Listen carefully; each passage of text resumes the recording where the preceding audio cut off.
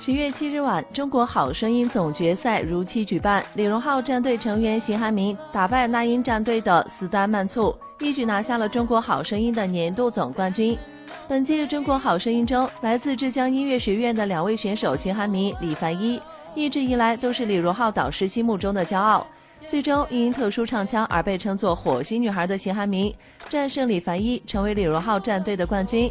在接受记者采访时，邢汉民也表示，即使这是最后一次舞台的话，也是我的开始，我才大2呢。稍后，李荣浩通过微博为自己战队冠军邢汉民祝贺，写道：“恭喜你第8季中国好声音总冠军，你是我的骄傲。”网友也留言称：“这个夏天辛苦了李老师，恭喜你冠军导师，恭喜浩浩最好的新婚礼物，冠军导师。”此次邢汉民在中国好声音的舞台上留下了太多好听的歌曲，他充满辨识度的嗓音也被越来越多的人认同和欣赏。最重要的是，他还很年轻，未来还有无限可能。